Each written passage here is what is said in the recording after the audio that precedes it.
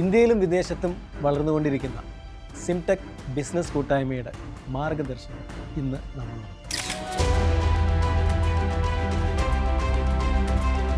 പരാജയപ്പെടുക എന്നുള്ളത് ബിസിനസ്സിൻ്റെ പാർട്ടാണ്. പരാജയപ്പെടാതെ ആരെങ്കിലും ബിസിനസ്സിൽ വിജയിച്ചിട്ടുണ്ടെങ്കിൽ അത് ലക്ക് മാത്രമാണ്. പരാജയപ്പെട്ടിട്ട് വിജയിച്ചവനാണെന്ന് എൻ്റെ കഴിവുകൊണ്ട് ജയിച്ചെന്ന് പറയും. രണ്ടാമതും പ്രവാസം കഴിഞ്ഞ് തിരിച്ച് നാട്ടിലേക്ക് എത്തുമ്പോൾ അവർ ഒന്നുകൂടെ പഴയതിനേക്കാൾ മോശമായി ജീവിക്കുന്ന ജീവിത നിലവാരത്തിലൂടെ അവർ പോവുക.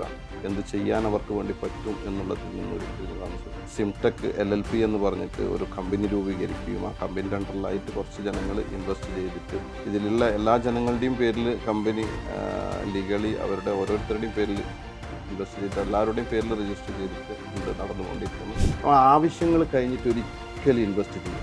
അപ്പോൾ നമ്മൾ മാസത്തിൽ സാലറി ആയാലും നമ്മളുടെ മാസത്തിലുള്ള ഇൻകം ആയാലും ആദ്യം ഇൻവെസ്റ്റ് ചെയ്യുക, എന്നിട്ട് ബാക്കിയുള്ളത് നമ്മൾ ആവശ്യപ്പെടും. ഇന്നത്തെ ജനറേഷന് ഗോൾഡ് ഇൻവെസ്റ്റ്മെൻറ്റ് ആസ്പെക്റ്റിലല്ലാതെ വേറൊരു തരത്തിൽ അവർ ഉപയോഗിക്കുന്നില്ല. ഇൻവെസ്റ്റേഴ്സ് അത് നമ്മുടെ ഇതിൽ ഇൻവെസ്റ്റ് ചെയ്ത ആൾക്കാർ ഒരുപാടുണ്ട്.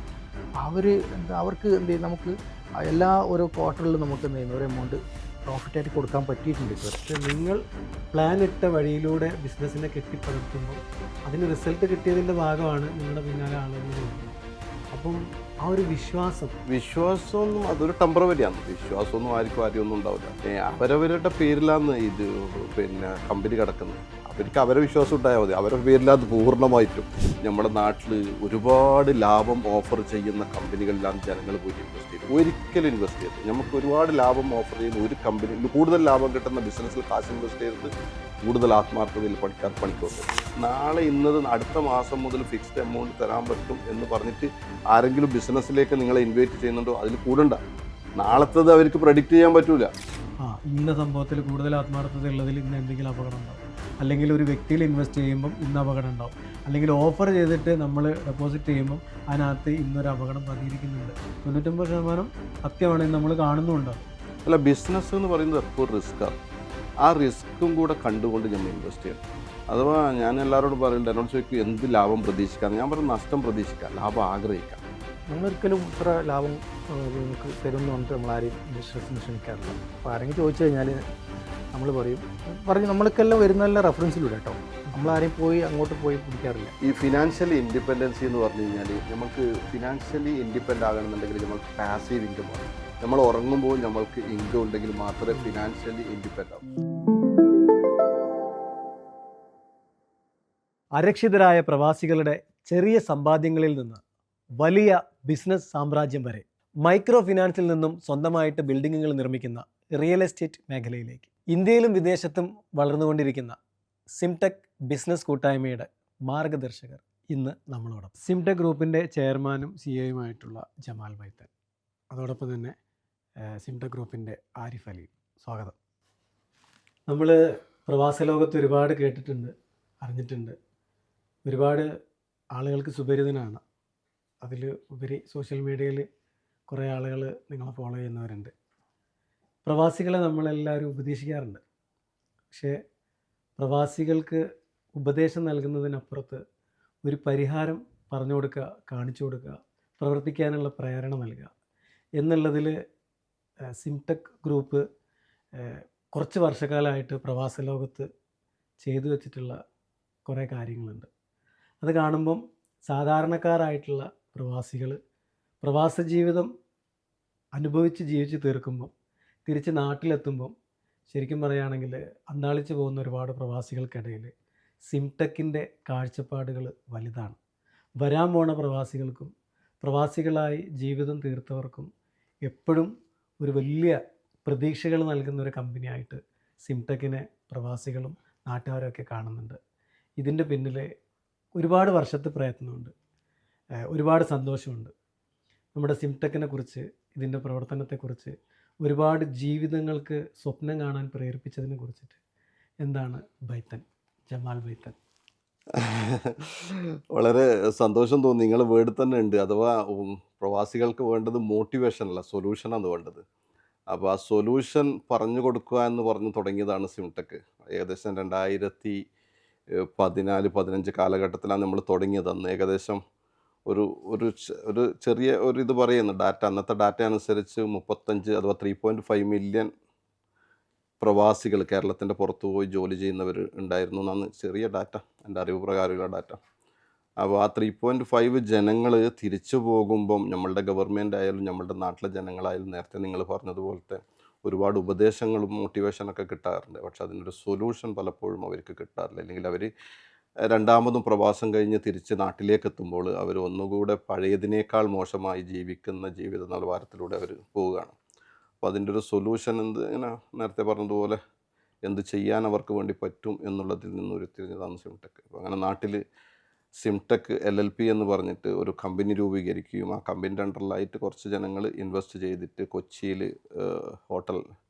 ഒരു ഹോട്ടൽ ബിൽഡിങ്ങും, പിന്നെ അത് കഴിഞ്ഞ് ബാംഗ്ലൂർ 2 PG ബിൽഡിങ്ങും, ഇപ്പം മൂന്നാറിൽ ഒരു റിസോർട്ടും, അങ്ങനെയൊക്കെ സ്വന്തം പേരിൽ കമ്പനിയുടെ അണ്ടറിലായിട്ട് കമ്പനിയിൽ ഇതിലുള്ള എല്ലാ ജനങ്ങളുടെയും പേരിൽ കമ്പനി ലീഗലി അവരുടെ ഓരോരുത്തരുടെയും പേരിൽ ഇൻവെസ്റ്റ് ചെയ്ത എല്ലാവരുടെയും പേരിൽ രജിസ്റ്റർ ചെയ്തിട്ട് നടന്നുകൊണ്ടിരിക്കുന്നത്.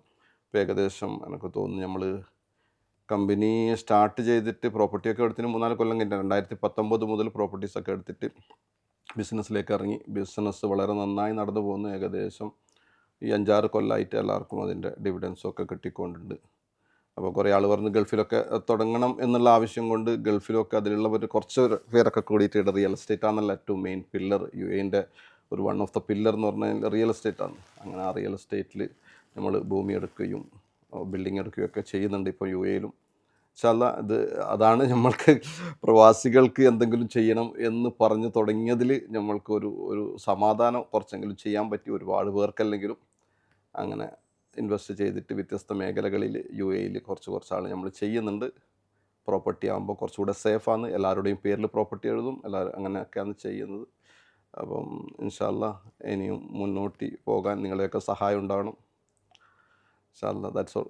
തീർച്ചയായിട്ടും ഇതിനകത്ത് ഏറ്റവും വലിയ സന്തോഷം തോന്നുന്നത് വൻകിട ബിസിനസ്സുകാർക്ക് മാത്രമാണ് ഒരുപാട് മേഖലകളിൽ ഇൻവെസ്റ്റ് ചെയ്യാനുള്ള അവസരം. സാധാരണക്കാരന് സ്വപ്നം കാണാൻ പോലും പറ്റില്ല ഒരു മുതലാളിയാവാന്ന് പറയുന്നത്. അതിൽ നിന്നും വ്യത്യസ്തമായിട്ട് സാധാരണക്കാരെ കൂട്ടുപിടിച്ചിട്ട് അവരെയൊക്കെ നമ്മുടെ എന്താ പറയുക ഒരു നോർമൽ സ്റ്റൈലിൽ വർത്തമാനം പറഞ്ഞു കഴിഞ്ഞാൽ സാധാരണക്കാരായ കുറേ മുതലാളിമാരെ നിങ്ങൾ ഉണ്ടാക്കിയെടുത്തിട്ടുണ്ട്. കാരണം അതിനകത്ത് ഗ്യാരണ്ടി ഉണ്ട്. എനിക്ക് കിട്ടുന്ന തുച്ഛമായിട്ടുള്ള വരുമാനത്തിൽ നിന്നും ഒരു ചെറിയ തുക നിങ്ങളോടൊപ്പം ചേർന്നിട്ട് അത് ഇൻവെസ്റ്റ് ചെയ്തിട്ട് ഒരു ഇൻവെസ്റ്റർ മാത്രമല്ലാതെ ഞാൻ അതിൻ്റെ മുതലാളിമാരിൽ അതിൻ്റെ ഓണർമാരിൽ ഒരാളായിട്ട് മാറുകയാണ്. അതൊരു സാധാരണക്കാരനെ സംബന്ധിച്ചിട്ട് ബാക്കിയുള്ള കമ്പനികളിൽ നിന്നും വ്യത്യസ്തമായതുകൊണ്ടും പിന്നെ നിങ്ങളിലുള്ള വിശ്വാസമാണ്. അത് നാട്ടിൽ നിങ്ങൾ ചെയ്തു വെച്ചിട്ടുള്ളത് റിസോർട്ടാണെങ്കിലും പിന്നെ ഹോട്ടലുകളാണെങ്കിലും അതിൻ്റെ പിന്നിൽ സാധാരണക്കാരായിട്ടുള്ള ഒരുപാട് പേരുടെ വിയർപ്പ് പിന്നീട് ജീവിക്കാനുള്ള ഒരു വരുമാന മാർഗമാക്കി മാറ്റിയതിൽ നിങ്ങൾ ഉപയോഗിച്ചിട്ടുള്ള ആ ഒരു ബുദ്ധിപരമായിട്ടുള്ള നന്മ നിറഞ്ഞിട്ടുള്ള പ്രവർത്തനത്തിൽ ഒരുപാട് ആളുകൾ നിങ്ങളുടെ പിന്നിൽ എന്താ പറയുക വരാൻ ആഗ്രഹിക്കുന്നവരുണ്ട്. അതിൽ നിന്ന് മാറിയിട്ട് ഇപ്പോൾ ഗൾഫിൽ തുടക്കം കുറിക്കുമ്പം തീർച്ചയായിട്ടും മലയാളികൾക്കപ്പുറത്തുള്ള ആളുകൾ സാധാരണക്കാരായിട്ടുള്ളവരും വലിയവരും ഇതിനകത്തേക്ക് വന്നു ചേരാൻ സാധ്യതയുണ്ട്. അതോ നിങ്ങൾ പറഞ്ഞത് UAE എന്ന് പറഞ്ഞു കഴിഞ്ഞാൽ ഒരു ഫുൾ ഓഫ് ഓപ്പർച്യൂണിറ്റിയാണ്.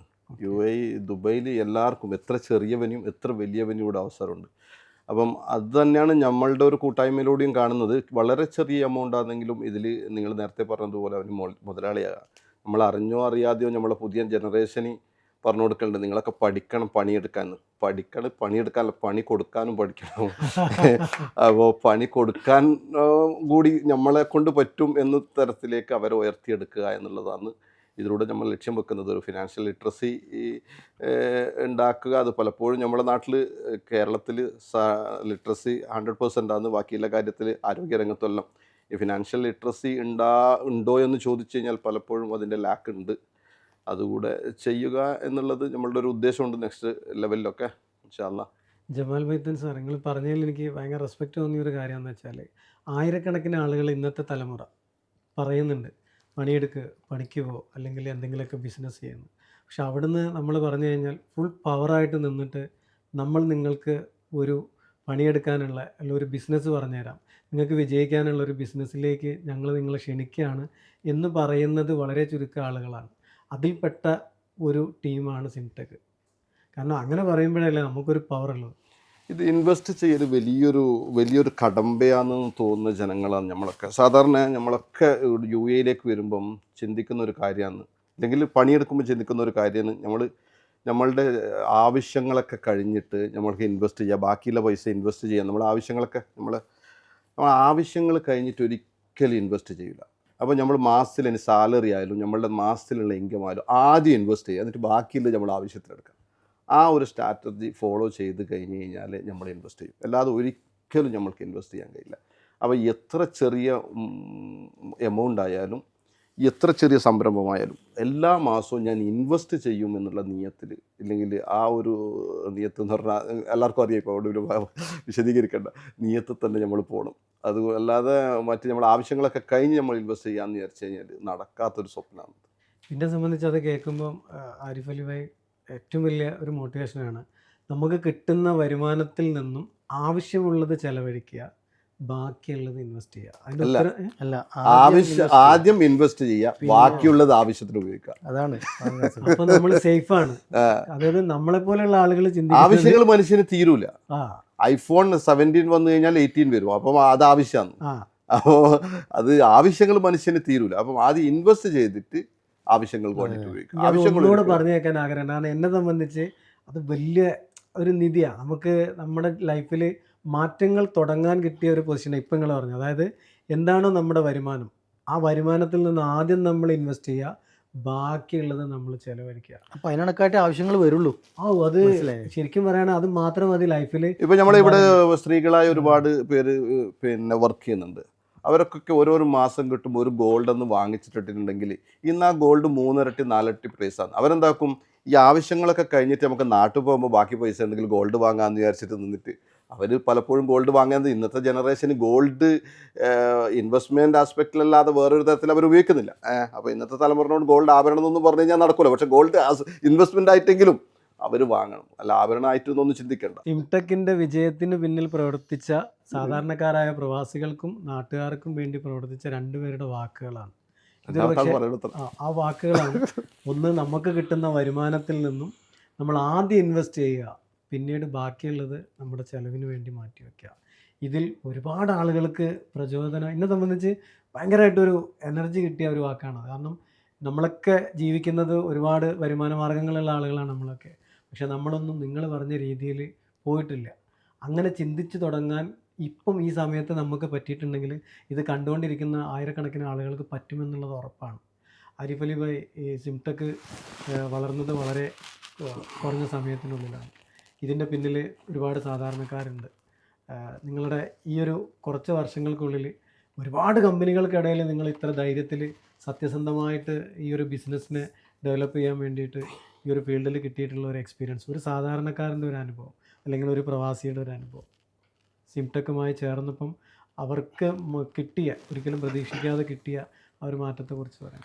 ഇത് സത്യത്തിൽ പറഞ്ഞാൽ ഈ ഒരു സിംടെക് എന്ന് പറഞ്ഞ സംരംഭം നമ്മൾ സ്റ്റാർട്ട് ചെയ്യുന്ന സമയത്ത് നമ്മളൊരു സാധാരണ ഒരു ബിസിനസ് പോലെ സ്റ്റാർട്ട് ചെയ്തതാണ്. മീൻസ് ചെറിയൊരു എന്തെങ്കിലുമൊക്കെ ചെയ്യണം എന്നുള്ള ഒരു അർത്ഥത്തിൽ സ്റ്റാർട്ട് ചെയ്തത്. പക്ഷേ സ്റ്റാർട്ട് ചെയ്ത് കഴിഞ്ഞപ്പോഴേക്കും നമ്മൾ ടീമുണ്ടല്ലോ, നമ്മുടെ ടീം പരസ്പരം അങ്ങോട്ടും ഇങ്ങോട്ടും എനർജൈസ് ചെയ്യുന്ന ഒരു പരസ്പരം പ്രചോദനം നൽകുന്ന ഒരു ആസ്പെക്റ്റ് ആയിരുന്നു. ശരിക്കും പറഞ്ഞാൽ ഏതൊരു സ്ഥാപനം തുടങ്ങുമ്പോൾ അവർക്ക് ഇതേപോലത്തെ മറ്റുള്ളവർക്കും തുടങ്ങാവുന്നതാണ്. ഓക്കെ, അപ്പോൾ അവർക്കുള്ള ഇതും കൂടെയാണ് പറയുന്നത്. കാരണം നമ്മളിപ്പോൾ ഫോർ എക്സാമ്പിൾ ഇപ്പോൾ നമ്മുടെ ടീമിൽ ഒരുപാട് നല്ല കഴിവുള്ള ഒരുപാട് ആൾക്കാരുണ്ട്, പല മേഖലകളിൽ വർക്ക് ചെയ്യുന്നത്. ഉദാഹരണത്തിന് ചെറിയൊരു എക്സാമ്പിളായിട്ട് നമ്മുടെ ജമാൽ സാഹിബ് എന്ന് പറയാം.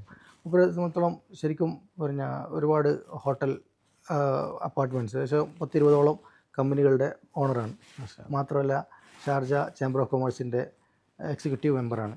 അതുപോലെ ഒരുപാട് സാംസ്കാരിക സാമൂഹിക പ്രവർത്തനങ്ങളിൽ ഏർപ്പെടുന്ന ഒരു വ്യക്തിയാണ്. അങ്ങനെയുള്ള എത്രയും ഇത് ടൈം എന്താ പറയുക, ഇമ്പോർട്ടൻസ് ടൈം ഇതുള്ള ആളാണ് ഇങ്ങനെ ഒരു കാര്യത്തിന് ഇടപെടുന്നത്. അപ്പോൾ ആളൊരു ഇനിഷ്യേറ്റീവ് എടുക്കുന്ന സമയത്ത് നമ്മളെപ്പോലത്തെ ആൾക്കാർക്ക് വിചാരിക്കും എങ്ങനെ ഇപ്പോൾ ആൾ ഇത്രയും ഇമ്പോർട്ടൻസ് കൊടുക്കുമ്പോൾ നമ്മളിങ്ങനെ അതിൽ ഭാഗമാക്കാതെ നിൽക്കുന്നു, നമ്മൾ ഓട്ടോമാറ്റിക്കായിട്ട് എന്ത് ചെയ്യും, അതിൻ്റെ ഭാഗമാവും. അപ്പോൾ ഇങ്ങനെ ഒരുപാട് ആൾക്കാർ, 1-2 ആൾക്കാർ, ശരിക്കും പറഞ്ഞാൽ ഒരു 10 അംഗ ടീമുണ്ട് നമ്മുടെ. അതൊരു എന്താ പറയുക, വല്ലാത്തൊരു വൈബാണ്. അപ്പോൾ അങ്ങനെയാണ് ശരിക്കും നമ്മൾ സ്റ്റാർട്ട് ചെയ്യുന്നത്. സ്റ്റാർട്ട് ചെയ്ത് കഴിഞ്ഞപ്പോഴേക്കും പിന്നെ ഇൻവെസ്റ്റേഴ്സ്, അതായത് നമ്മുടെ ഇതിൽ ഇൻവെസ്റ്റ് ചെയ്ത ആൾക്കാർ ഒരുപാടുണ്ട്. അവർക്ക് എന്ത് ചെയ്യും, നമുക്ക് എല്ലാ ഓരോ ക്വാർട്ടറിലും നമുക്ക് എന്ത് ചെയ്യുന്നു ഒരു എമൗണ്ട് പ്രോഫിറ്റായിട്ട് കൊടുക്കാൻ പറ്റിയിട്ടുണ്ട് ഇതുവരെ. അത് കൊറോണക്ക് സ്റ്റാർട്ട് ചെയ്തതാണ് നമ്മൾ. കൊറോണ ടൈമിന് പോലും നമുക്ക് മുടങ്ങിയിട്ടില്ല. അതായത് ആ ഒരു ക്വാർട്ടർലി നമ്മൾ കൊടുക്കുന്ന ഒരു പ്രോഫിറ്റ് ഉണ്ടല്ലോ, അതൊരു വല്ലാത്തൊരു ഇതാണ് എല്ലാ ഇൻവെസ്റ്റേഴ്സിനും. ഓക്കെ, ഇപ്പോഴും പിന്നെ നമ്മളിപ്പോൾ മുന്നാറിൽ സ്റ്റാർട്ട് ചെയ്ത സമയത്ത് നമ്മൾ സ്റ്റാർട്ട് ചെയ്യുന്നത് പറയുമ്പോൾ തന്നെ ഞങ്ങൾക്ക് വേണ്ട ഒരു എമൗണ്ട് ഉണ്ട്. അതിനേക്കാൾ 25% കൂടുതലാണ് ഇത് ഇൻവെസ്റ്റേഴ്സ് പറയും ഞങ്ങൾക്ക് തരാമെന്ന് പറയുന്നത്, ഞങ്ങൾ ഇൻവെസ്റ്റ് ചെയ്യാം. എന്നിട്ട് നമ്മളിപ്പോൾ അവരോട് വേണ്ട എന്ന് പറയുന്ന സ്ഥിതിക്ക് ഞങ്ങളോട് പ്രശ്നമാണ് ഇപ്പോൾ എന്തുകൊണ്ട് ഞങ്ങൾ എടുക്കുന്നില്ല എന്നില്ല. അത് ജമാൽ സാഹിബിന് പറയാൻ പറ്റുമത്. അതായത് പിന്നെ നമ്മളിപ്പോൾ അത്രത്തോളം നിങ്ങൾക്ക് ഇൻവെസ്റ്റ് ചെയ്യണ്ട, നമുക്ക് അതിൻ്റെ ആവശ്യമില്ല എന്നാണ് ഞങ്ങൾ അവരോട് പറയുന്നത്. അതാണ് കാരണം വെച്ചാൽ ആ ഒരു ഇതുണ്ടല്ലോ ജനങ്ങളുടെ വിശ്വാസം, അതുപോലെ ഈ ടീമിൻ്റെ ഒരു ഇതും ഇൻസ്പിറേഷനും, ഇത് രണ്ടുമാണ് നമ്മൾ ശരിക്കും പറഞ്ഞാൽ ഈ ഒരു സംരംഭം മുന്നോട്ട് കൊണ്ടുപോകാൻ വേണ്ടി പ്രചോദനം നൽകുന്നത്. ജമാൽ സാഹിബ് ഇതിനകത്തുള്ളൊരു സന്തോഷം എന്താണെന്ന് അറിയാം. ജമാൽ സാഹിബ് ഇതിനകത്തുള്ളൊരു സന്തോഷം എന്താണെന്ന് വെച്ച് കഴിഞ്ഞാൽ ഈ വളരെ ചുരുങ്ങിയ കാലത്തിനുള്ളിൽ ഒരുപാട് മലയാളികൾക്കിടയിലും പ്രവാസ ലോകത്തും അറിയപ്പെടുന്ന ഒരു വ്യക്തി, ഒരുപാട് ആളുകൾ ഇഷ്ടപ്പെടുന്ന ബഹുമാനിക്കുന്ന എന്നാൽ ബിസിനസ് മേഖലയിൽ വിശ്വാസം കാത്തു സൂക്ഷിക്കുന്ന ഒരു വ്യക്തി. സാധാരണക്കാരായ ആളുകൾ കൂട്ടുപിടിച്ചിട്ട് വലിയ വലിയ പ്രോജക്റ്റുകൾ ചെയ്യുമ്പം ഒരു സാധാരണക്കാരന് നിങ്ങളിൽ ഇൻവെസ്റ്റ് ചെയ്താൽ വിശ്വാസം എന്ന് പറയുന്ന ആ ഒരു സംഭവം ഉണ്ടാക്കിയെടുക്കണമെങ്കിൽ ചില്ലറ പണിയൊന്നുമല്ല. അപ്പോൾ നിങ്ങൾ പറഞ്ഞു വെച്ച് നോക്കുമ്പോൾ, നമ്മൾ കേട്ട് നോക്കുമ്പോൾ, ഇത് കാണുന്നവർക്ക് നിങ്ങളോട് ബിസിനസ് ചെയ്യാൻ കൂടുതൽ താല്പര്യം വരുമ്പം ആവശ്യത്തിലധികം തരാമെന്ന് പറയുമ്പോഴും അതൊരു ലിമിറ്റഡ് എഡിഷനാണ്, ഇത്ര മതി എന്ന് പറഞ്ഞിട്ട് അതിനെ സ്റ്റോപ്പ് ചെയ്തിട്ട് നിങ്ങൾ പ്ലാൻ ഇട്ട വഴിയിലൂടെ ബിസിനസ്സിനെ കെട്ടിപ്പടർത്തുമ്പം അതിന് റിസൾട്ട് കിട്ടിയതിൻ്റെ ഭാഗമാണ് നിങ്ങളുടെ പിന്നാലെ ആളുകൾ കൂടുന്നത്. അപ്പം ആ ഒരു വിശ്വാസം ഈ വളരെ കുറഞ്ഞ സമയത്തിനുള്ളിൽ ഈ ഒരു ചെറിയ ഗ്യാങ് സെറ്റപ്പിൽ എന്താ പറയുക, എല്ലാവർക്കും പ്രിയങ്കരായിട്ടുള്ള കുറച്ച് ആളുകൾ ചേർന്നിട്ട് ഉണ്ടാക്കിയെടുത്തത് എങ്ങനെയാണെന്നുള്ളത് പറഞ്ഞു. വിശ്വാസമൊന്നും അതൊരു ടെമ്പറവരിയാണ്. വിശ്വാസമൊന്നും ആരും ഒന്നും ഉണ്ടാവില്ല. എനിക്ക് പ്രത്യേകിച്ച് വലിയ വിശ്വാസമൊന്നും ഉണ്ടാവില്ല. അവരവരുടെ പേരിലാണ് ഇത് പിന്നെ കമ്പനി കിടക്കുന്നത്. അവർക്ക് അവരെ വിശ്വാസം ഉണ്ടായാൽ മതി. അവരുടെ പേരിലാണ് പൂർണ്ണമായിട്ടും, എൻ്റെ പേരിലല്ല, എൻ്റെ വേക്കിലും അല്ല. എല്ലാവരും കൂടിയിട്ട് കാര്യങ്ങൾ തീരുമാനിക്കുന്നു. ഞാൻ നിങ്ങളിൽ ഇൻവെസ്റ്റ് ചെയ്യുമ്പോൾ എന്നിലല്ല, ബിസിനസ്സിൽ ഇൻവെസ്റ്റ് ചെയ്ത് കമ്പനിയിൽ, അത് ഒരു വലിയ പോയിന്റാണ്. നമ്മൾ സാധാരണ വഞ്ചിക്കപ്പെടുന്ന ഒരു കാര്യമാണ്. നമ്മൾ വ്യക്തികളിൽ ഇൻവെസ്റ്റ് ചെയ്യുമ്പോഴാണ് നമ്മുടെ നാട്ടിൽ പലപ്പോഴും വഞ്ചിക്കപ്പെടുന്നത്. വ്യക്തികളിൽ ഒരിക്കലും ഇൻവെസ്റ്റ് ചെയ്യരുത്. നമ്മൾ ബിസിനസ്സിൽ ഇൻവെസ്റ്റ് ചെയ്യുക, പ്രൊജക്റ്റിൽ ഇൻവെസ്റ്റ് ചെയ്യുക, അസറ്റിൽ ഇൻവെസ്റ്റ് ചെയ്യുക, കമ്പനികളിൽ ഇൻവെസ്റ്റ് ചെയ്യുക എന്നല്ലാതെ നമ്മൾ വ്യക്തികളിൽ ഇൻവെസ്റ്റ് ചെയ്യരുത്. അപ്പം വ്യക്തികളില്ലെങ്കിൽ വ്യക്തികൾ പോയി കഴിഞ്ഞാൽ വ്യക്തികൾക്ക് മരിക്കുകയൊന്നും അല്ല, അറ്റ്ലീസ്റ്റ് മരിക്കുമല്ലേ, അപ്പോൾ അത് പറ്റിക്കപ്പെടും. അപ്പം വ്യക്തികളിൽ ഇൻവെസ്റ്റ് ചെയ്യരുത്. പിന്നെ വേറെ ഒന്ന് പുതിയ ജനറേഷന് പറഞ്ഞു കൊടുക്കാനുള്ളതെന്ന് പറഞ്ഞു കഴിഞ്ഞാൽ, നമ്മുടെ നാട്ടിൽ ഒരുപാട് ലാഭം ഓഫർ ചെയ്യുന്ന കമ്പനികളിലാണ് ജനങ്ങൾ പോയിട്ട് ഇൻവെസ്റ്റ് ചെയ്തത്. ഒരിക്കലും ഇൻവെസ്റ്റ് ചെയ്യരുത്. നമുക്ക് ഒരുപാട് ലാഭം ഓഫർ ചെയ്യുന്ന ഒരു കമ്പനി, കൂടുതൽ ലാഭം കിട്ടുന്ന ബിസിനസ്സിൽ കാശ് ഇൻവെസ്റ്റ് ചെയ്യരുത്.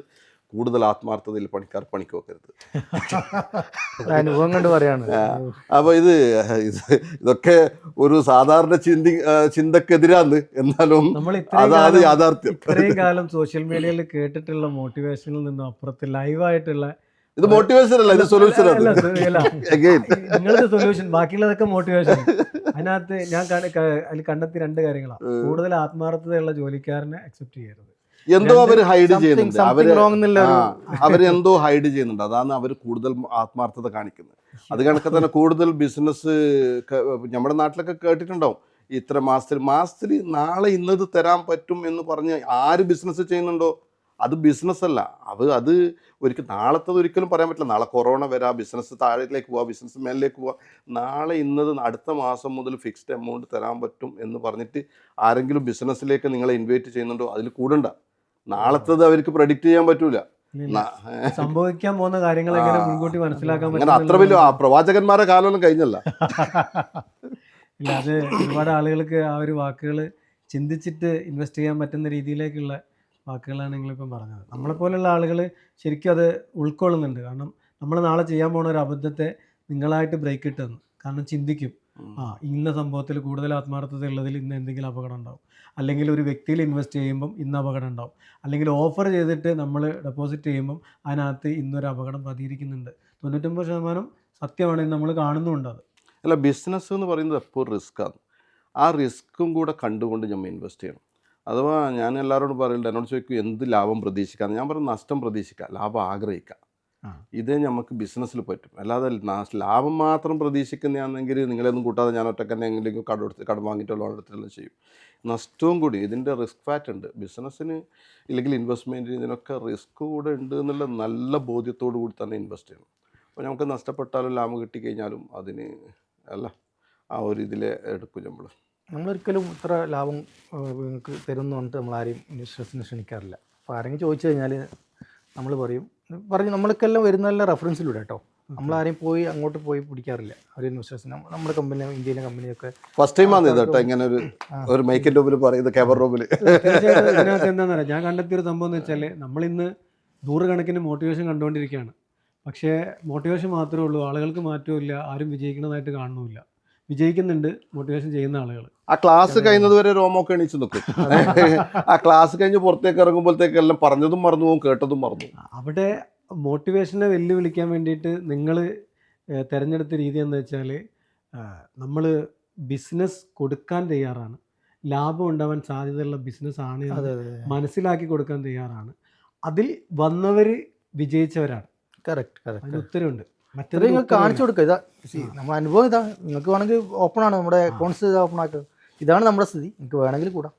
എൻ്റെ അഭിപ്രായത്തിൽ പുതിയൊരു മോട്ടിവേഷൻ സ്റ്റാർ സോഷ്യൽ മീഡിയയിൽ ഉടലെടുക്കും. ആവശ്യത്തിൽ കൂടുതലിട്ട് മോട്ടിവേഷൻ, അതൊരു സ്പേസ് ഇല്ല, ഓവർ സപ്ലൈ അതായിരിക്കല്ലോ. എന്നെ സംബന്ധിച്ച് സാധാരണക്കാരായ ആളുകൾക്ക്, അല്ലെങ്കിൽ ബിസിനസ് ചെയ്യാൻ ആഗ്രഹിക്കുന്ന ആളുകൾക്ക്, സ്വപ്നം കാണാത്ത ആളുകൾക്ക് നിങ്ങൾ വേറൊരു രീതിയിൽ. ഇല്ലല്ല, നമ്മൾ സ്വപ്നം കാണാനൊന്നും പഠിപ്പിക്കുന്നില്ല, നമ്മൾ ഇൻവെസ്റ്റ് ചെയ്യാൻ പഠിപ്പിക്കുന്നു. സ്വപ്നം കണ്ട് വെറുതെ കടന്നുറങ്ങാതെ ഇൻവെസ്റ്റ് ചെയ്യാൻ പഠിപ്പിക്കുന്ന ആളുകളെ സ്വപ്നം കാണാൻ നിങ്ങൾ പഠിപ്പിക്കുന്നു. ഇൻഷാല്ലാ. സ്വപ്നം എന്ന് പറഞ്ഞു കഴിഞ്ഞാൽ നമ്മുടെ ഓരോന്നിനും ഓരോ ലിമിറ്റ് ഉണ്ട്. വീടില്ലാത്തവന് വീടാക്കുക എന്നുള്ളതാണ് സ്വപ്നം. നമ്മുടെ ചെറുപ്പത്തിൽ സൈക്കിളില്ലാത്ത സമയത്ത് സൈക്കിൾ വാങ്ങുക എന്നുള്ളതാണ് സ്വപ്നം. അപ്പോൾ സ്വപ്നത്തിൻ്റെ ലിമിറ്റ് ഉണ്ട്. നമ്മൾക്ക് സ്വപ്നം കാണാനും അൺലിമിറ്റഡ് ആയിട്ട് നമുക്ക് സ്വപ്നം കാണാനും പഠിക്കണം. അപ്പോൾ നമ്മൾ സ്വപ്നം കാണാനല്ല പഠിക്കുന്നത്, നമ്മൾക്ക് അവരെ സ്വപ്ന ലോകത്തേക്ക് എത്തിക്കാൻ. ഞാനൊരു കാര്യം ചോദിച്ചോട്ടെ, നോർമലായിട്ടൊരു കാര്യം ചോദിച്ചോട്ടെ. പിന്നെ നിങ്ങൾ ഈ ഒരുപാട് മേഖലകളിൽ സജീവമായിട്ട് പ്രവർത്തിക്കുന്ന ഒരു വ്യക്തിയാണ്. ആണ് അല്ലേ? നമ്മളെ സംബന്ധിച്ച് ഇപ്പോൾ നമ്മൾ സോഷ്യൽ മീഡിയയിൽ നോക്കിയാലും നിങ്ങളെ കാണാം, ബിസിനസ് മേഖലയിൽ നോക്കിയാലും കാണാം. പ്രത്യേകിച്ച് ഒരു കാസർഗോട്ടുകാരനാണ്, തൃക്കരിപ്പൂരുകാരനാണ്.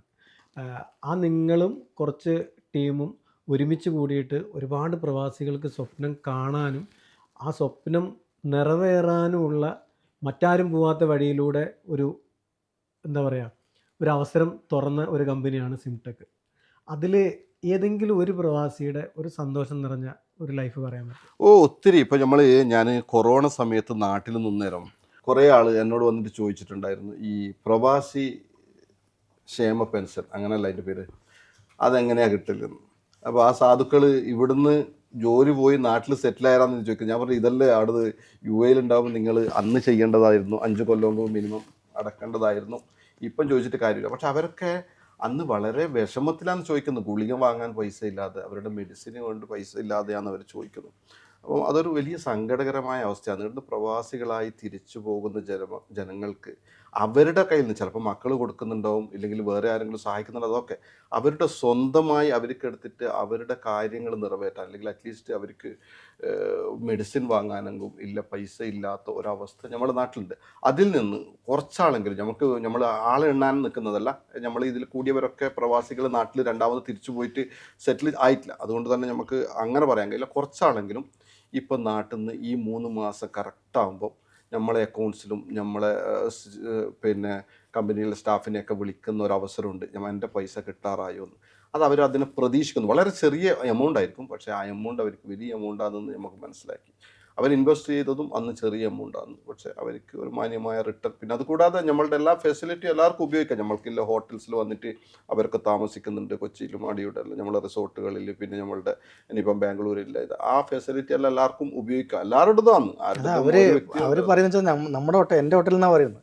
അത് എൻ്റെ ഹോട്ടൽ എന്ന് പറയാൻ പറ്റുന്നുണ്ടെങ്കിൽ അതിന് ഏറ്റവും വലിയൊരു ഇതാണ്. അവിടെ പോയി കഴിഞ്ഞാൽ എൻ്റെ ഹോട്ടലുണ്ട് കൊച്ചിയിൽ എന്ന് പറഞ്ഞിട്ട് ആൾക്കാരെ അയക്കാൻ പറ്റുന്നുണ്ട്. നമ്മൾ പലപ്പോഴും ഞാൻ നേരത്തെ പറഞ്ഞതുപോലെ കുട്ടികൾക്ക് എന്തിനൊക്കെയോ പഠിപ്പിക്കുന്നുണ്ട് നമ്മുടെ നാട്ടിൽ, എന്തൊക്കെയോ പഠിപ്പിക്കുന്നുണ്ട്, വേണ്ടുന്നതും വേണ്ടാത്തതും ഒക്കെ പഠിപ്പിക്കുന്നുണ്ട്.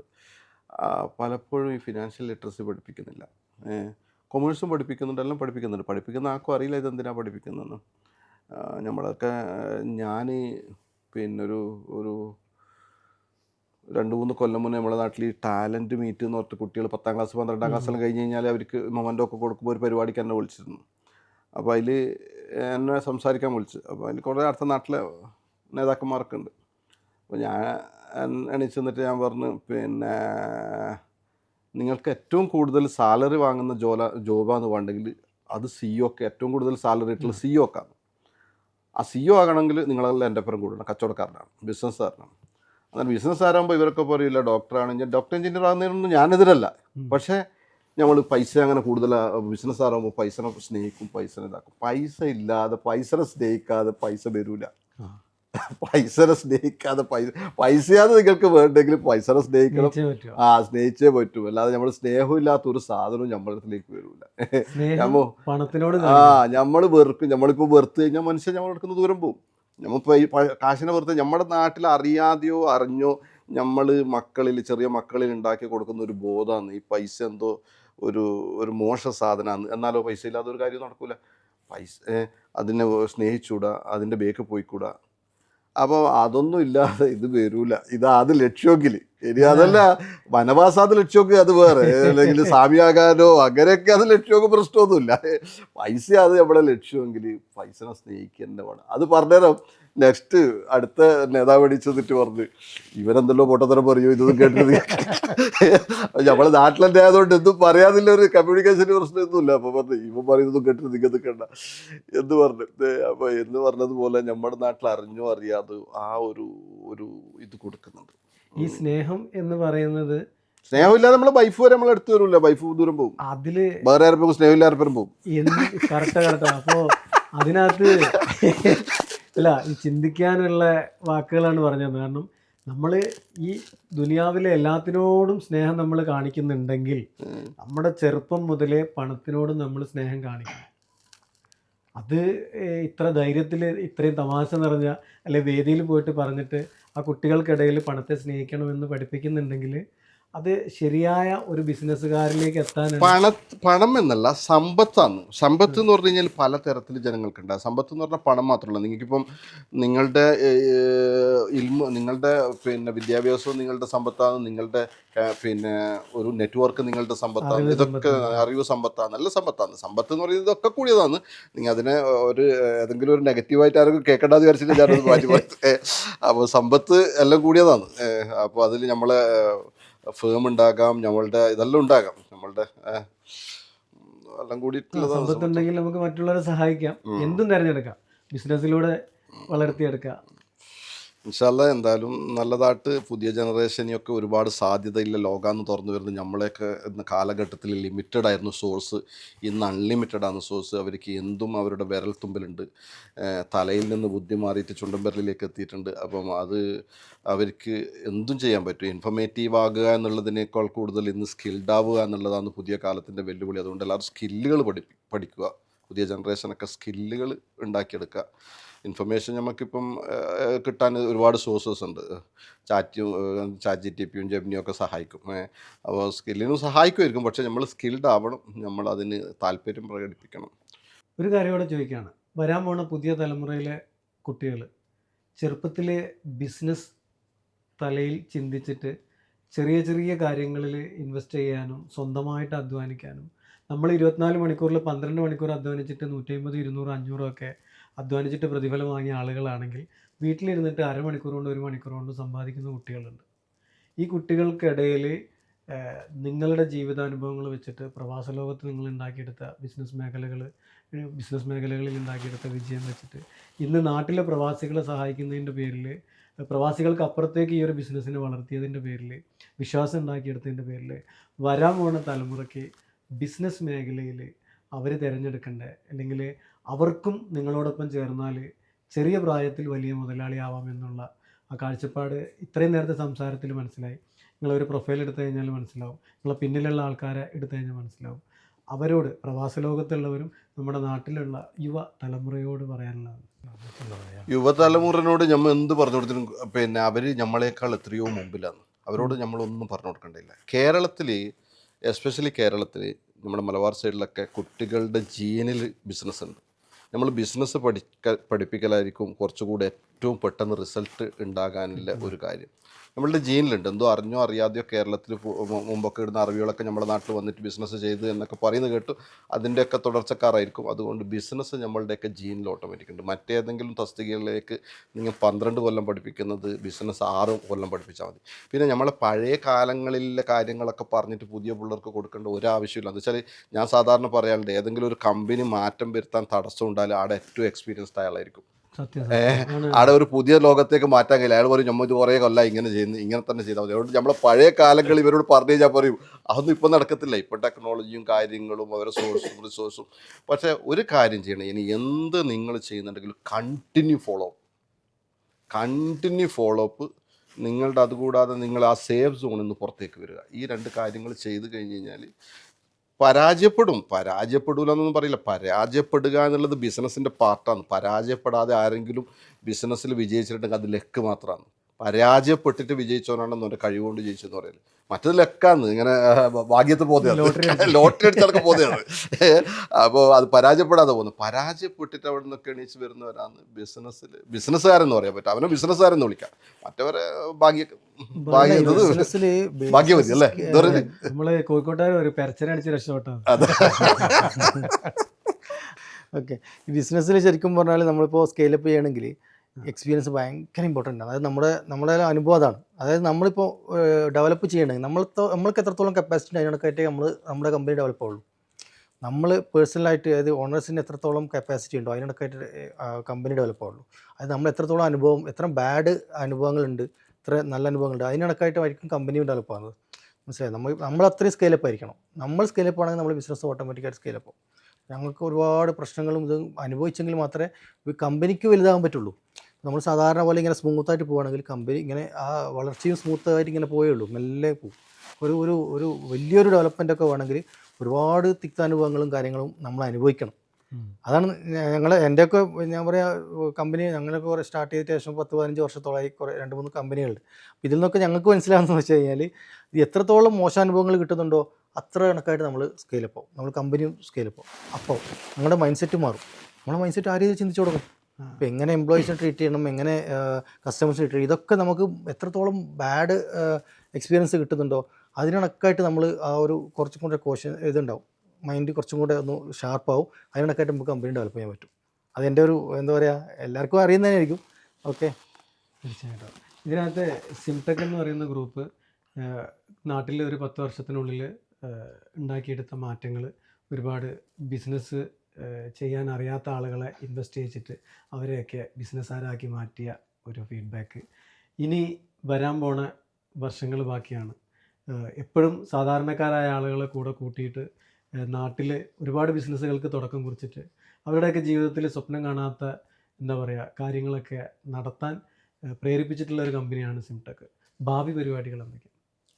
ഇതുപോലെ മുന്നോട്ട് പോകുക എന്നുള്ളത് തന്നെ. പ്രവാസികൾക്ക് നേരത്തെ പറഞ്ഞതുപോലെ ഒരു ഇൻവെസ്റ്റ്മെൻറ്റ് ഉണ്ടാക്കി കൊടുക്കുക, അല്ലെങ്കിൽ ഒരു ബിസിനസ് തുടങ്ങാനുള്ള അവസരങ്ങൾ ഉണ്ടാക്കി കൊടുക്കുക, അവരുടെ പ്രശ്നങ്ങൾക്ക് ഒരു സൊല്യൂഷൻ ഉണ്ടാക്കി കൊടുക്കുക എന്നുള്ളത് തന്നെ നല്ല ലക്ഷ്യം, നല്ല നിയത്താണ്. ഇനി മറ്റ് നമ്മളുടെ ഇതിലുള്ള പ്രൊമോട്ടേഴ്സിനോ ഇതിൻ്റെ വേക്കിൽ പണിയെടുക്കുന്നവർക്കോ മറ്റൊരു സാമ്പത്തികമായിട്ടോ മറ്റ് സാമൂഹികമായിട്ടോ ഒരു ബെനിഫിറ്റും ആഗ്രഹിക്കാത്തവരാണ് ഇതിൽ കൂടുതലുള്ളവർ. ഞാൻ എൻ്റെ കാര്യം പറയുന്നതല്ല, എല്ലാവരുടെയും കാര്യം. അപ്പം വളരെ ആത്മാർത്ഥമായി, വളരെ സിൻസിയറായിട്ട് ഇത് പോകുന്നുണ്ട്. ഇനി പിന്നെ എല്ലാവരുടെയും പ്രാർത്ഥനയിലുണ്ടാവണം. ശരിക്കും പറഞ്ഞാൽ ഞങ്ങൾ സ്റ്റാർട്ട് ചെയ്യുന്ന സമയത്ത് കമ്പനി ഏകദേശം 2016 മുതലാണ് നമ്മൾ 15 മുതലാണ് നമ്മൾ ഏകദേശം അതിൻ്റെ ബേസിക് സ്റ്റാർട്ട് ചെയ്തത്. 18 നമ്മൾ അതിൻ്റെ കമ്പനി ഇന്ത്യയിൽ രജിസ്റ്റർ ചെയ്യുന്നത്. ഈ സമയത്തൊക്കെ ഈ ഒരു 2-3 വർഷം കൊണ്ട് ശേഷം 150 മീറ്റിംഗ് ഒക്കെ നമ്മൾ നടത്തിയിട്ടുണ്ടാവും. 150ഓളം മീറ്റിംഗ്സ് നമ്മൾ നടത്തും. പക്ഷേ ഇതൊന്നും ഒന്നും ബെനിഫിറ്റ് ഉണ്ടായിട്ടൊന്നുമല്ല കേട്ടോ. എല്ലാവരും അവരവരുടെ പെട്രോൾ ചിലവാക്കിയിട്ട് ഓരോരാളുടെ ഹോട്ടലിലും സ്ഥാപനങ്ങളിലൊക്കെയാണ് നമ്മൾ മീറ്റിംഗ് നടത്തുക. അവിടുന്ന് നമ്മൾ തന്നെ ഷെയർ ചെയ്തിട്ട് ഫുഡ് കഴിക്കും. ഇതൊന്നും ആരും എന്താ പറയുക, ഇതൊന്നും ആർക്കും ഒന്നും കണ്ടിട്ടില്ല. ഒരു പാഷന് വേണ്ടി ചെയ്തതാണ്. ശരിക്കും പറഞ്ഞാൽ ഒരു പാഷൻ വേണ്ടി ഒരു 150 മീറ്റിംഗ്സോളം നമ്മൾ സൊസൈറ്റിയോടല്ലേ, നമ്മളോട് അതാണ്. അതെ. അപ്പോൾ അത് അങ്ങനെയാണ് ശരിക്കും നമ്മൾ സ്റ്റാർട്ട് ചെയ്തിട്ടുള്ളത്. ഓക്കെ, അപ്പോൾ പിന്നെ അതുകൊണ്ടാണ് ശരിക്കും ഞാൻ വിചാരിക്കുന്നത് വെച്ചാൽ നമ്മുടെ എല്ലാവരും ഒരു ഇതുണ്ടല്ലോ, ഒരു പിന്നെ മൈൻഡ് സെറ്റ്, അത് എല്ലാവരും കൂടെ എല്ലാം മൈൻഡ് കൂട്ടുമ്പോഴാണ് നമ്മൾ കമ്പനി തന്നെ ഡെവലപ്പ് ആയെന്നാണ് ഞാൻ മനസ്സിലാക്കുന്നത്. ഇത് നാട്ടിൽ തുടക്കമിട്ട ഫസ്റ്റ് ബിസിനസ് മേഖല ഏതാ? ഞങ്ങൾ ഫസ്റ്റ് ആയിട്ട് നമ്മൾ സിംടെക് പ്രോപ്പർട്ടീസ് LLP എന്ന് പറഞ്ഞിട്ടൊരു LLP കമ്പനിയാണ് നമ്മൾ ആദ്യം സ്റ്റാർട്ട് ചെയ്തത്. കൊച്ചി ബേസ്ഡ് ആയിട്ടാണ്. ഒരു ഹോട്ടൽ ബിൽഡിംഗ് ആണ് ഞങ്ങൾ ആദ്യം എടുത്തത് കൊച്ചിയിൽ. ആ ഈ രണ്ടാമത് സിംടെക് ഹോട്ടൽ, അതായത് പിന്നെ സ്പ്രിംഗ്ഫീൽഡ് ബില്ലറ്റ് എന്ന് പറഞ്ഞിട്ടൊരു ഹോട്ടൽ കൊച്ചിയിൽ എടുത്തിട്ടുണ്ടായിരുന്നു. 3 സ്റ്റാർ ഫെസിലിറ്റി ഉള്ള ഒരു ഹോട്ടലാണ്. ഇപ്പോൾ കൊച്ചിയിലുള്ള നമ്പർ 1 ബഡ്ജറ്റ് ഹോട്ടൽ എന്ന് പറയാൻ പറ്റും. അതിൻ്റെ ഇപ്പോൾ നിങ്ങൾക്ക് ഒരു ദിവസം അവിടെ താമസിക്കാവും എന്നിട്ട് ഒക്കെ അപ്പോൾ മനസ്സിലാവും അതിൻ്റെ ഫെസിലിറ്റിയും കാര്യങ്ങളൊക്കെ. ഒരു കാര്യം മനസ്സിലാക്കണം, കാരണം ചെറിയ രീതിയിൽ ചെറിയ ഇൻവെസ്റ്റ്മെൻറ്റിൽ തുടക്കമിട്ടിട്ട് വളരെ പവർഫുള്ളായിട്ടുള്ള കാഴ്ചപ്പാടും ബിസിനസ് മേഖലയിലെ പുതുമകളും തേടി തുടക്കമിട്ട ഒരു ഗ്രൂപ്പ് സിംടെക് ഇന്ന് കൊച്ചിയിൽ ഒരു അത്യാവശ്യം അറിയപ്പെടുന്ന, എന്നാൽ നമുക്ക് എല്ലാവർക്കും സുപരിതമായിട്ടുള്ള ഒരു സ്ഥാപനത്തിന് തുടക്കം കുറിച്ചിട്ട് വർഷങ്ങൾ കഴിഞ്ഞ് വീണ്ടും അതിനുശേഷം ചെറിയ പ്രോജക്റ്റുകളായിട്ട് വന്നിട്ട് ചെറിയ ആളുകളെ കൂടെ കൂട്ടിയിട്ട് വലിയ വലിയ മേഖലകളിലേക്ക് പടർന്ന് പന്തലിക്കുമ്പം അത് ഇവരുടെ കമ്പനിയുടെ ഏറ്റവും വലിയ പ്രയത്നമാണ്. ബാക്കിയുള്ളവരെ കൂടെ സ്വന്തം വിജയത്തിനൊപ്പം വിജയിപ്പിക്കണം എന്നുള്ള ഇവരുടെ കാഴ്ചപ്പാടാണ്. അതിൻ്റെ മുന്നിൽ ഇനിയും ഒരുപാട് ആളുകൾ ക്യൂ നിൽക്കും. സിംടെക്കിൻ്റെ ജമാൽ ബൈത്തനും ആരിഫ് ഭായും സംസാരിക്കുമ്പം പക്കാ ബിസിനസ്സുകാരെന്നതിലപ്പുറത്ത് എപ്പോഴും നമുക്കൊരു ആകാംക്ഷ തോന്നുന്ന, ഇഷ്ടം തോന്നുന്ന ബിസിനസ്സുകാരായിട്ട് ഫീൽ ചെയ്യുന്നുണ്ട്. നമുക്ക് പെട്ടെന്ന് ബിസിനസ് പഠിക്കാൻ പറ്റുന്നുണ്ട്, ബിസിനസ് ചെയ്യാനുള്ള ആഗ്രഹം വരുന്നുണ്ട്. ഒരു പക്ഷേ അത് തന്നെയായിരിക്കും നിങ്ങളെ കൂട്ടത്തിൽ മറ്റേ വരിയായിട്ട് ആളുകൾ കൂടാനുള്ള കാരണം. അപ്പോൾ സിംടെക്കിൻ്റെ ഇനിയുള്ള കാര്യങ്ങളിലും അതുപോലെ തന്നെ സിംടെക്കിനോട് കൂടെ ചേർന്ന് നിങ്ങളോടൊപ്പം നിൽക്കാൻ ആഗ്രഹിക്കുന്നവരോടൊക്കെ പറയാനുള്ള കാര്യങ്ങൾ പറയും. നമ്മൾ ഓരോരോ മേഖലയിലും ജോലി ചെയ്യുന്നവരും ഓരോരോ മേഖലയിൽ വർക്ക് ചെയ്യുന്നവരൊക്കെ അവർ സൊസൈറ്റിക്ക് എന്ത് തിരിച്ചു കൊടുക്കണം എന്നുള്ള ഒരു സാധാരണ ബോധം ഉണ്ടാക്കുന്നുണ്ട്. പഠിച്ചവരാണെങ്കിൽ അടുത്ത ജനറേഷനെ പഠിപ്പിക്കുക, ടീച്ചേഴ്സ്, അങ്ങനെ രാഷ്ട്രീയക്കാരാണെങ്കിൽ അടുത്ത ജനറേഷന് വേണ്ടിയിട്ടൊന്ന് സെർവ് ചെയ്യുക. നമ്മൾ ബിസിനസ്സുകാർ എങ്ങനെ സൊസൈറ്റിക്ക് തിരിച്ചു കൊടുക്കാം എന്നുള്ളൊരു ഇതാണ്. നമ്മൾ ബിസിനസ്സിലൂടെ എന്തൊക്കെ ഈ സൊസൈറ്റിക്ക് തിരിച്ചു കൊടുക്കാം എന്നുള്ളതാണ് നമ്മൾ ചിന്തിക്കുന്നത്. അതിപ്പം നമ്മൾ നേരത്തെ പറഞ്ഞതുപോലെ കേരളത്തിൽ നിന്ന് കുറച്ചുകൂടെ വളർന്ന് ഒരു മൾട്ടിനാഷണൽ കമ്പനി എന്ന തരത്തിലേക്ക് പറയാവുന്ന തരത്തിലേക്ക് നമ്മൾ വളർന്നിട്ടുണ്ട്. ഇപ്പോൾ UAE നേരത്തെ പറഞ്ഞല്ലോ, UAE തുടങ്ങിയിട്ടുണ്ട്. അപ്പം UAE ചെറുങ്ങനെയാണ് ഓരോരാൾ കുറച്ച് കൂടിയിട്ട്. അപ്പം എന്തായാലും അത് ഇനിയും വളരാൻ വേണ്ടി നിങ്ങളുടെ പ്രാർത്ഥന ഉണ്ടാകണം എന്ന് മാത്രമാണ് പറയേണ്ടത്. ഈ ഫിനാൻഷ്യലി ഇൻഡിപെൻഡൻസി എന്ന് പറഞ്ഞു കഴിഞ്ഞാൽ, നമ്മൾക്ക് ഫിനാൻഷ്യലി ഇൻഡിപെൻഡ് ആകണമെന്നുണ്ടെങ്കിൽ നമ്മൾക്ക് പാസീവ് ഇൻകം വേണം. നമ്മൾ ഉറങ്ങുമ്പോൾ നമ്മൾക്ക് ഇൻകം ഉണ്ടെങ്കിൽ മാത്രമേ ഫിനാൻഷ്യലി ഇൻഡിപെൻഡ് ആവും. അപ്പോൾ നമ്മൾ ജോലി ചെയ്യുന്നുണ്ടാവും, നമ്മൾക്ക് ജോലിക്കനുസരിച്ച് 8 മണിക്കൂറോ 10 മണിക്കൂറോ ജോലി ചെയ്യുന്നതിനനുസരിച്ച് നമുക്ക് സാലറി കിട്ടും, ഇല്ലെങ്കിൽ നമ്മൾ വർക്ക് ചെയ്യുന്നതിനനുസരിച്ച് ശമ്പളം കിട്ടും. അതൊക്കെ ഫൈൻ. നമ്മൾ വർക്ക് ചെയ്യാത്തതിന്, നമ്മൾക്ക് വർക്ക് ചെയ്യാതിരുന്ന് കഴിഞ്ഞാലും ഏതെങ്കിലും തരത്തിൽ നമ്മൾക്ക് ഇൻകം വന്നു കഴിഞ്ഞാൽ നമ്മൾ ഫിനാൻഷ്യലി ഇൻഡിപെൻഡൻ്റ് ആണ്. അതുണ്ടാക്കി കൊടുക്കുക, അല്ലെങ്കിൽ അതുണ്ടാക്കി എടുക്കുക എന്നുള്ളൊരു മോട്ടീവും കൂടി സിംടെക്കിനുണ്ട്. അപ്പം അതിലൂടെയാണ് ഇൻവെസ്റ്റ്മെൻ്റ് തന്നെ. നമ്മൾ ബിസിനസ്സിൽ ഇൻവോൾവ് അല്ല, ഡയറക്റ്റ് ബിസിനസ് ഒന്നും സിംടെക് ചെയ്യുന്നില്ല, എല്ലാം ഇൻവെസ്റ്റ്മെൻറ്റാണ്. അതുകൊണ്ടാണ് നമുക്ക് വളരെ ധൈര്യമായിട്ട് പറയാൻ പറ്റുന്നത്, നമ്മളുടെ പ്രോപ്പർട്ടീസും അസറ്റും ഓരോരോ വ്യക്തിയുടെയും പേരിലുണ്ട്. അവരുടെ പേരിൽ തന്നെ അവർക്ക് രജിസ്റ്റർ ചെയ്ത് കൊടുത്തിട്ടുണ്ട്. അവർക്ക് നമ്മളുടെ അവരുടെ ഇൻഫർമേഷനൊക്കെ പബ്ലിക് പ്ലാറ്റ്ഫോമിൽ അവൈലബിൾ ആണ്. അവർക്ക് സെർച്ച് ചെയ്ത് കണ്ടെത്താൻ പറ്റും. അപ്പോൾ അത് വളരെ ധൈര്യമായിട്ട് പറയാൻ പറ്റുന്ന കാര്യമാണ്. അവർക്ക് അതുകൊണ്ട് തന്നെ കുറച്ച് കുറഞ്ഞാലും, ലാഭം കുറച്ച് കുറഞ്ഞാലും അവർ ഫിനാൻഷ്യലി ഇൻഡിപെൻഡൻ്റ് ആണെന്ന് നമ്മൾക്ക് പറയാൻ പറ്റും. അവർ ഉറങ്ങുമ്പോഴും അവരുടെ പൈസ വളരുന്നുണ്ട്. എനിക്ക് അതിനകത്ത് മനസ്സിലായിട്ടുള്ളൊരു കാര്യം എന്താ വെച്ചാൽ, ഞാനൊരു സ്ഥിര വരുമാനം കിട്ടുന്ന ഒരു ഉദ്യോഗസ്ഥനാണെങ്കിൽ എന്നാൽ ഞാൻ ഒരിക്കലും മെനക്കെടാതെ വർക്ക് ചെയ്യാതെ സിംടെക്കിൽ ഞാനൊരു ചെറിയ തുക ഇൻവെസ്റ്റ് ചെയ്താൽ എനിക്ക് വേണ്ടിയിട്ട് വർക്ക് ചെയ്യുന്നൊരു കമ്പനിയായി, ഞാൻ പ്രതീക്ഷിക്കാത്ത രീതിയിൽ എനിക്ക് വേണ്ടിയിട്ട് വർക്ക് ചെയ്യുന്ന കമ്പനി ആയിട്ടില്ല, എനിക്ക് വേണ്ടി വർക്ക് ചെയ്യുന്ന എൻ്റെ പൈസ ഉണ്ടാവും അവിടെ. എൻ്റെ സ്വന്തം പൈസ എനിക്ക് വേണ്ടി വർക്ക് ചെയ്യുന്നത്, കമ്പനി വർക്ക് ചെയ്യുന്നു. ഞാൻ ഡെപ്പോസിറ്റ് ചെയ്യുന്ന പൈസ എനിക്ക് വേണ്ടി വർക്ക് ചെയ്തിട്ട് അതിൻ്റെ പ്രതിഫലം എനിക്ക് കിട്ടുന്നു. ഇതാണ് സിംടെക്കിനെ ബാക്കിയുള്ള ബിസിനസ്സിൽ നിന്നും നമുക്ക് ധൈര്യത്തോടെ, സന്തോഷത്തോടെ, ഒരു പ്രതീക്ഷയോടെ നിങ്ങളിൽ ഇൻവെസ്റ്റ് ചെയ്യാൻ പറ്റുന്ന ഒരു കാര്യമായിട്ട് മാറുന്നത്. സിംടെക് ഗ്രൂപ്പിൻ്റെ ജമാൽ ബൈത്തനും ആരിഫ് ഭായും ഇനി ഒരുപാട് ആളുകൾ ഈ ഒരു ബിസിനസ്സുമായിട്ട് സഹകരിച്ചിട്ട് ഒരുപാട് ബിസിനസ് മേഖലകൾ ലോകത്തിൻ്റെ പല ഭാഗങ്ങളിലും ഉണ്ടാവട്ടെ. അതിന് പ്രത്യേകിച്ച് കാരണം നിങ്ങൾ നിങ്ങളുടെ കമ്പനീനെ അവതരിപ്പിച്ച രീതി, നിങ്ങളുടെ കാഴ്ചപ്പാടുകൾ, പറയുന്നത് പ്രവർത്തിക്കാനുള്ള അവസരം ഒരുക്കിക്കൊണ്ട് പറയുമ്പം കുറച്ചുകൂടി എളുപ്പമാകും. അത് ബാക്കിയുള്ള കമ്പനിയിൽ നിന്നും വ്യത്യസ്തമാണ്. തീർച്ചയായിട്ടും നിങ്ങളോടൊപ്പം വളരുന്ന ബിസിനസ്സുകാർ നിങ്ങളോടൊപ്പം വളരാനും അവർക്ക് അവരുടെ സ്വപ്നങ്ങളിലെത്താനും നിങ്ങളുടെ ഗ്രൂപ്പിന് കഴിയട്ടെ എന്ന് ആത്മാർത്ഥമായിട്ട് ആഗ്രഹിക്കുകയാണ്. വളരെ വളരെ കുറഞ്ഞ സമയത്തിനുള്ളിൽ ഹൃദയം കൊണ്ട് സംസാരിക്കുകയും വളരെ ലളിതമായ രീതിയിൽ ബിസിനസ്സിനെ പഠിപ്പിക്കുകയും പുതിയ തലമുറയ്ക്കും പഴയ തലമുറക്കും പ്രതീക്ഷ കൊടുത്തിട്ടുള്ള ഈ ഒരു ഗ്രൂപ്പ് ടീമിന് ഒരുപാട് നന്മകൾ നേരുന്നു പ്രാർത്ഥനയോടെ. ഇന്ത്യയിലും വിദേശത്തുമായിട്ട് വിജയിച്ചവരും ബിസിനസ്സുകളിൽ പരാജയപ്പെട്ടവരും വീണ്ടും ബിസിനസ്സുകൾ കെട്ടിപ്പടർത്തവരും ബിസിനസ്സിലേക്ക് വരാൻ ആഗ്രഹിക്കുന്നവരും ഗാലറി വിഷൻ മീഡിയയിലൂടെ അടുത്ത എപ്പിസോഡിൽ കാണും വരേക്കും വണക്കം.